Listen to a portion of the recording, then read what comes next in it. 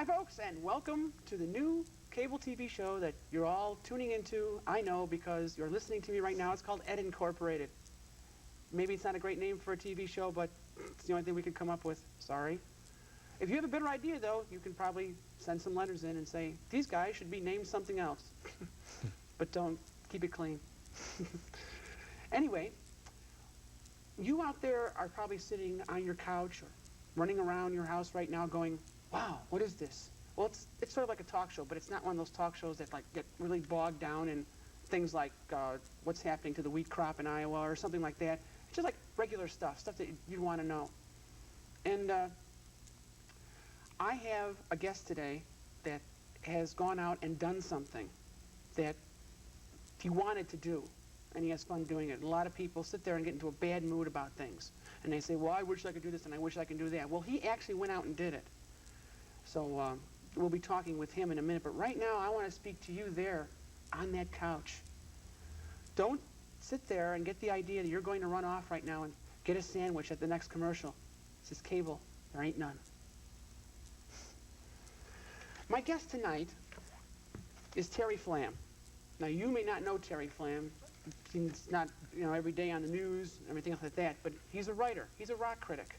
And he writes rock critic articles in the Illinois Entertainer. He's also written articles for the Sun Prairie and the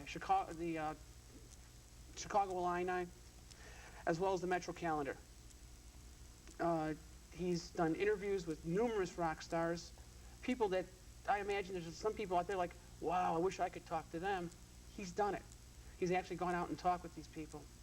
So I'd like to bring him on at this point, rather than putting him on.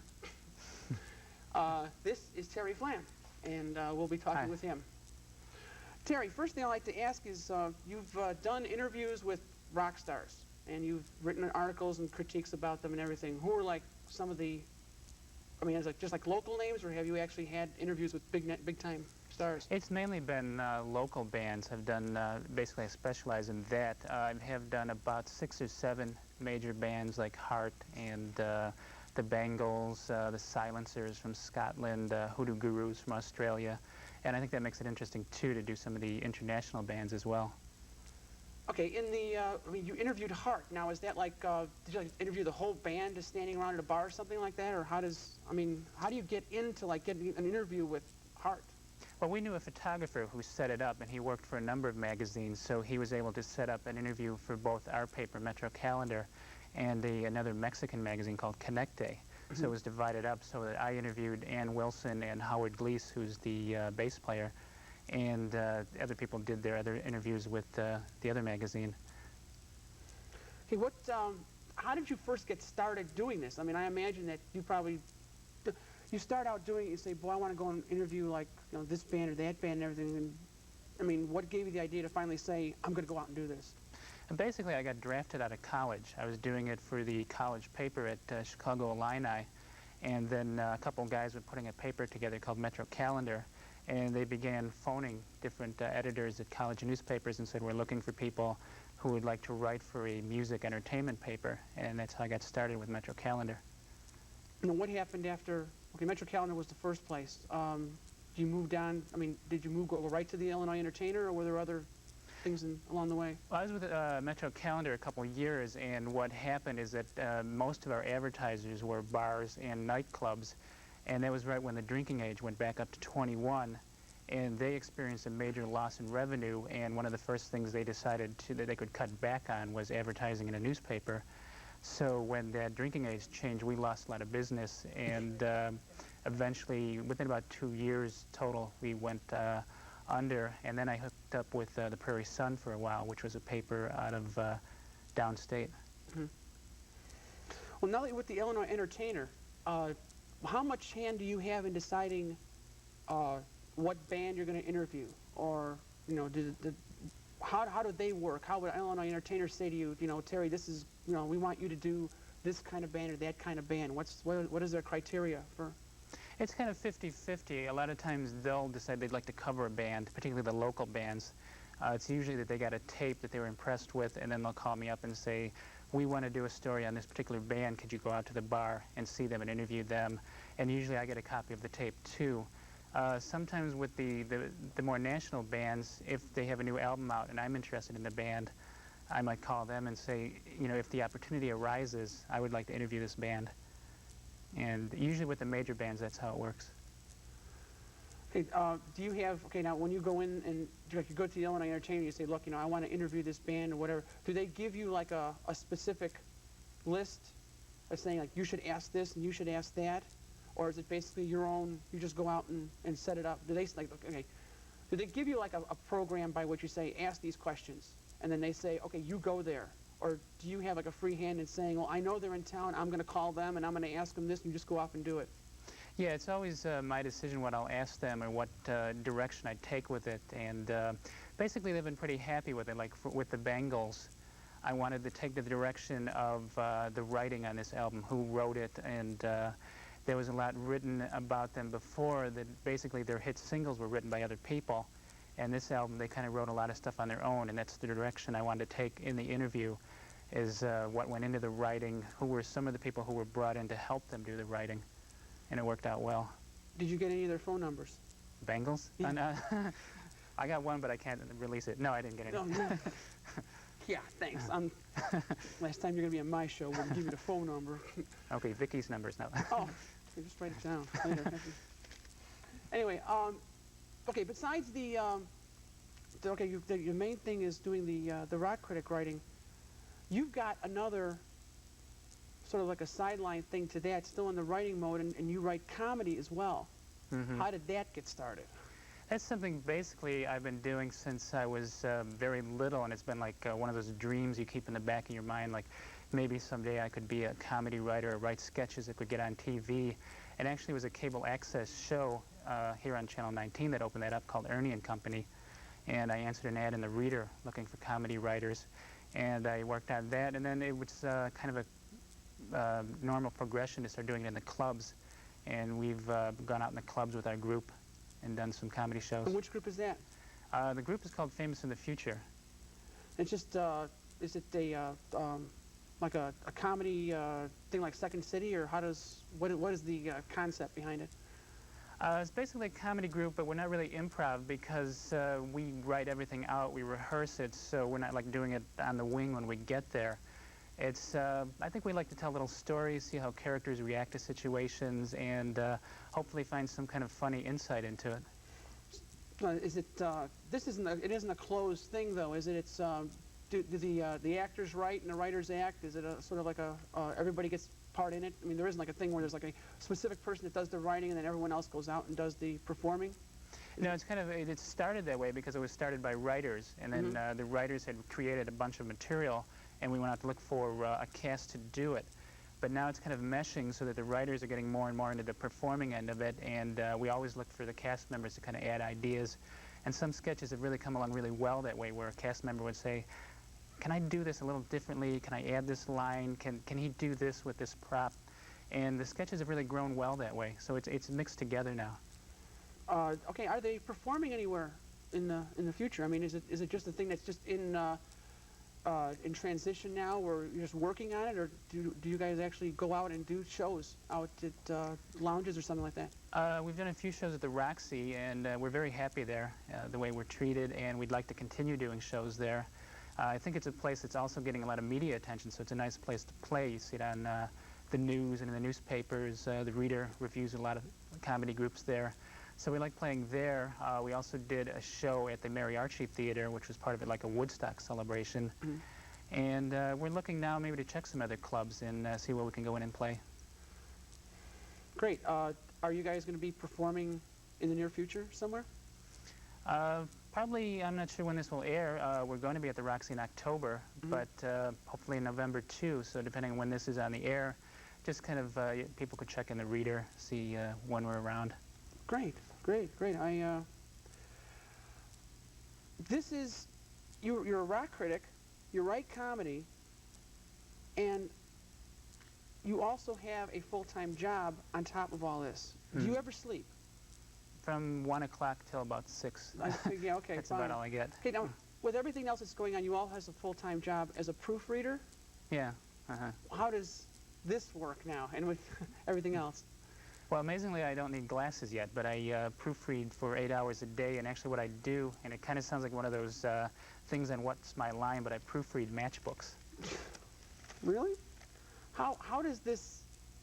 What I mean, what do you have to proofread? I feel like a matchbook is like Walgreens or something. I mean, is it that? Are they that picky about something screwing up? I mean, is it? Yeah, amazingly, they're very picky about things. Basically, we do a lot of bars and restaurants. A lot of political candidates want matchbooks, and they're not. I don't really proofread them individually. They're on like you would proofread a newspaper, the galleys. There's like 40 matchbooks on this art board, and I proofread for copy and art, and basically make sure that when it's printed up, because it's then sent to the factory and it's cut up into the matchbooks and sent out. And basically, I'm just looking that this is going to look good for the customer. Great. Outside of okay, now that you've so now there's everything with everything else going on. Do you ever have? Do you write anything? Let's say beyond the comedy thing. I mean, you're a critic, you're a rock critic. You write comedy. Have you ever had plans of like, let's say, writing a book or writing a stage play or something? I mean, you're so far into it. You know, how is there anything else? I'm working on a book now that kind of combines both the comedy and the music, and it's basically based on the rock scene in Chicago, kind of a fictionalized autobiography. And hopefully it'll be kind of funny, and I'm really hoping that people like the characters in it, that they'll get involved reading it. It's not really like a real sex and violence kind of book where people would be like really chilled and thrilled reading it. It's more like people would say, I like these characters, and you know, I'm interested in what happens in their lives. And I've done a couple drafts on the book now. I'm on the third draft, but with the comedy group and the entertainer and proofreading matchbooks, it's kind of hard to find time to sit down and do, you know, a couple pages on it. Okay, where did you get the idea to do the book? There are so many people out there that, I mean, I'm one too, that sit there and say, well, God, you know, I have a great idea, and I wanted to write this and everything, and they say, well, how do I do it? I mean, I have this idea, but I can never sit down and write it, and this and that. What gave you the thought? Where did the idea, how did this idea come to say, I want to write this book about this specific topic? Was it, did you see a movie or hear a song or read something in the paper that say, gee, I could do that? Or, you know, just for everyone else to hear about. It kind of developed over a period of time because I realized there were a number of things in my life that maybe were kind of interesting. You know, the rock critic thing and the even the proofreading the matchbooks is a little unusual. People might think, well, that's kind of funny. And in a way, working on it over a number of years has helped because over a period of time I can add things that strike me as funny or really kind of fit in well with the flow of the book. So I don't think I ever like started out with a perfect idea what I wanted to do with it. I basically knew I wanted to do a book about the rock scene in Chicago, but a fictionalized kind of story, and then over a period of time I was able to incorporate a number of things, and hopefully it weaves together pretty well. Okay, besides the interviews that you get to do for the Illinois Entertainer and everything, do you follow the music videos? Do you follow anything else? Yeah, I'm mainly asking this because sometimes you have people that will say, well, I want to go and write about this, or I have an idea for a story. And I'll say, but research is such a drag, or whatever. How have you gone about, let's say, is there research? Is there a place that you look at? Are there ideas that you said, well, oh, wait, this would be a good reference for me, for my book? I mean, you know, tie it somewhat together. Well, as far as like the interviewing the bands, I try to pick only ones that I would be able to really know about. And then I do kind of research and drag all my albums out, look at the things, see who wrote what. And then basically with an interview for the entertainer, I'm being assigned one person from the band because they're doing a promotional thing. They divide the band up and each one of them will talk to a certain publication. So I gear what I'm going to ask to that person and look what they've done in the band and what their involvement is. For the book, I didn't really do a lot of research that way. It's basically kind of like my own personal experiences, and it's based more on that. So there wasn't like a whole lot of research going into the book. So with the right now with the Illinois Entertainer, with the interviews that you're doing and everything else, are there any like groups now that you would like to get out there and an interview. Yeah, one of the ones I'd like to interview is the Hollies. They're still kicking around. It's a band from the 60s, a British band that when I was growing up was like my favorite band, and I think it'd be a kick to interview them and just kind of like your childhood heroes. And that's always kind of a temptation, too, is when you're interviewing somebody you really enjoy and admire to kind of like throw yourself at them and slobber all over them. Oh, I love you, you're terrific. And that's a challenge, too. But the Hollies I would like to interview and even kind of ask them, not in a critical, angry kind of way, but I feel like they've moved away from what was best for them, that kind of catchy 60s pop sound. Because there are bands like the Bangles and the DBs that are very much influenced by that sound from the 60s, the British invasion sound. And it seems like the Hollies did that as well as anyone, and now they're doing this kind of over-orchestrated kind of mush, like, you know, hey, we're old guys now, we have to do this. And I would kind of like to say, like, can't you just do a few kind of really kind of fast, fun things? Great, great. I mean, I imagine that there's a lot of people out there who probably sit there and have a great argument with you. Maybe you could interview some of the people out there who listen to rock music and see what they say, because you seem to like cover everything. I really like that. I wish I could pay attention to something like that as well as you do. I mean, it's really great. And it was great having you here, Terry. I hope some people got some interesting facts out of this, and I want to thank all you folks out there for sitting on that couch for our little show, and hope you enjoyed it, and I know I enjoyed it. Thanks for Channel 19 for giving us the chance to do this, and well, hey Frank, start the coffee.